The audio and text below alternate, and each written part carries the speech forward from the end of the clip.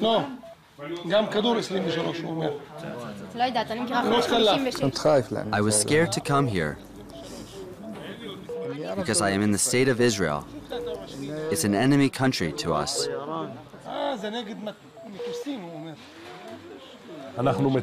We are taking care of people who declare that at the end of the day they want to annihilate us. שהם רוצים בסופו של עניין גם לחסל אותנו. It happened on the first step of the stairs. 2 shells landed on us and I lost my legs.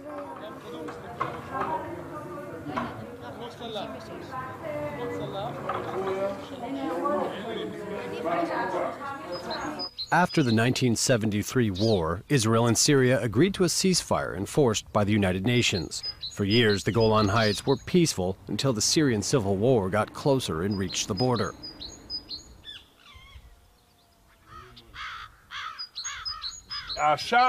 The smoke, we saw the smoke and it was like a surrealistic play. You were sitting by the pool enjoying yourself, and actually not so far from you, at a distance of 20 kilometers, people are fighting and losing their lives. The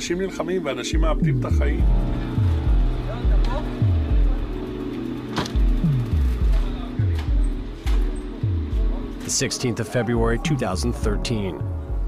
For the first time, Syrian wounded arrived at an Israeli hospital, to Dodi's trauma department of the Ziv hospital in Sfat. At the time, it was a surprise. Since then, it's become a routine. It's been a year that I've been inside this madness. Not just me, everyone that works here. You have to understand that the relationship between Israel and Syria is one of war. There's a border where you cannot come or go. We are taking care of people that declare that at the end of the day they want to annihilate us.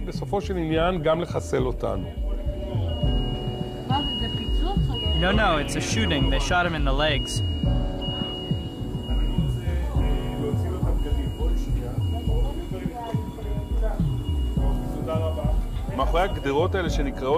Behind this fence that we call borders, it's just ordinary people.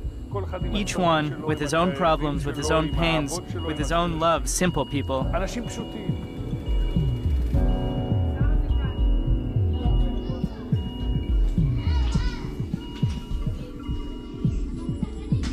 Some of the patients treated by Ziv Hospital are children, victims of the war, like Sammy, 10 years old, who arrived with his cousin and his grandmother.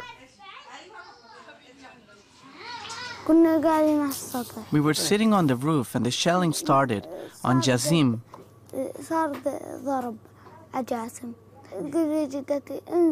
My grandma started saying to us, "Come down, come down." We didn't listen to her and we said to her, "Whatever God wants to happen will happen." They were 4 missiles, 2 landed on our building and 2 on our neighbor's building.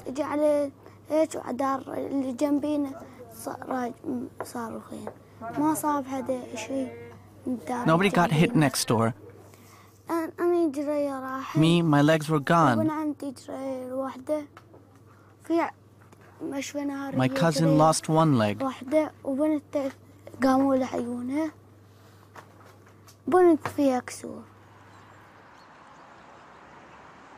Because his relatives had already been treated in Israel, Sammy was not surprised nor afraid when the IDF took him after the Free Syrian Army got him to the Israeli border. I got very happy. I said to myself, they will fix a leg for me straight away. I said to my uncle, please take me to them. I want them to fix my leg so I can be cured.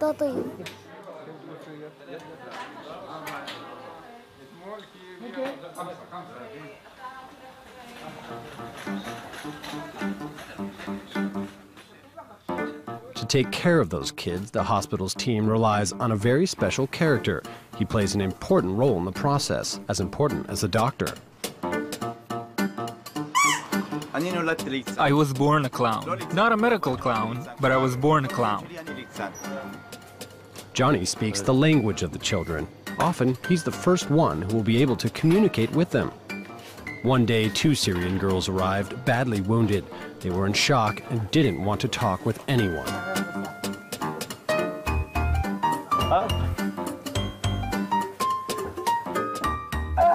Hello, hello, hello.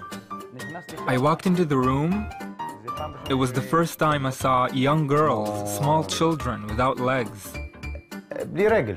Fish. You know what fish is? Yes. So let's play. You didn't close your eyes. You tricked me. From there down, it was something thin. Her leg was cut.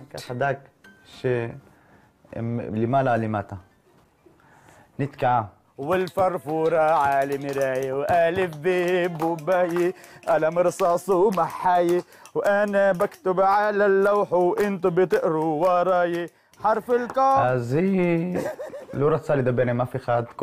She didn't want to speak with anyone. She was always crying. So I got into the room and she tells me, "Go away, go away, go, I don't want no one. I only want my mother." So I asked her, "What if I bring your mother? Can we be friends?" So she said yes. Me and my mom, we were sitting outside and the shelling started. Everything became black and very dusty. The water tanks exploded and everything fell on us.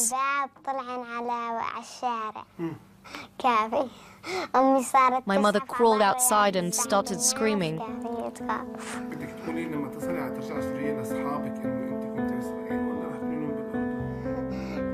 In Jordan, because I am scared. I am scared for my siblings. I don't want the Syrian to kill us.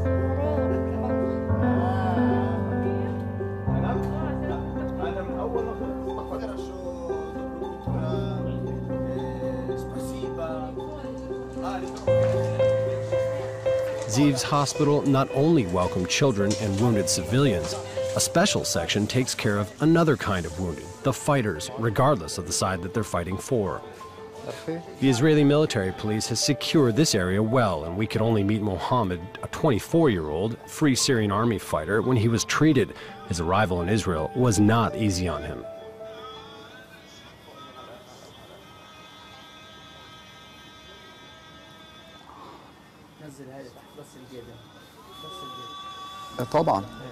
Of course I was scared to come here. The regime, they hammered into us that Israelis are our enemy and stuff like that. But after 2 months of treatment, Mohammed will soon go back to Syria with a prosthetic leg in a completely different state of mind, like many others. Today what we saw is different. The kind of treatment, the humanity. All of this is what we saw in Israel. Yes, my ideas have changed.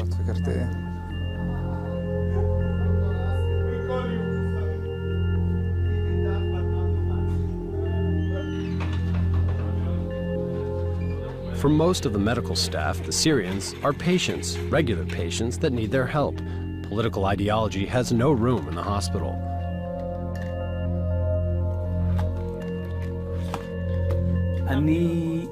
I am right-wing, yes. If I'm nationalistic, yes, I'm nationalistic. I'm for a whole state of Israel. I'm for including all the territories of the land of Israel. I'm for all sorts of things that this is not the place to talk about. It doesn't stop me from treating a child who is suffering.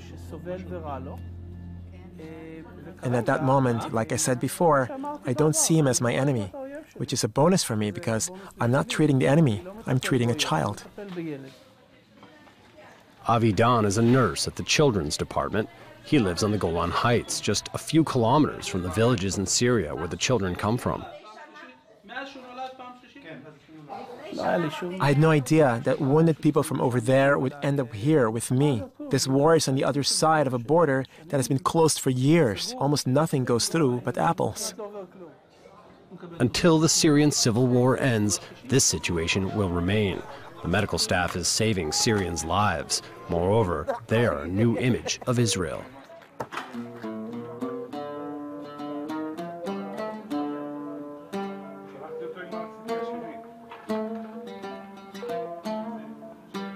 When you take care of wounded people who one day can become your enemy or your son's enemy or your grandchild's, there's something hard about that. But I believe with a full heart that there is a chance for peace. Not just peace between nations, but peace between people. An unwanting of war, I'll call it. I think that all the casualties that were here and were taken care of, inside themselves, they understood that the other side is just like them. I really hope I am sowing seeds of peace. I would like to believe that's what I'm doing, but until I see proof of that, I'll still be skeptical. I would really like to hope and believe that this boy will grow up and remember what we did for him here. He doesn't have to remember the details or specific people, but remember what we did and how much energy and heart we put into it. And he won't do that. And if he does come to a situation where he must do that, where it will be ordered of him to do that, then his memory will stop him from doing that. They come into my heart. They stay there. I think about them all the time. What are they doing? How is their life now? Where are they?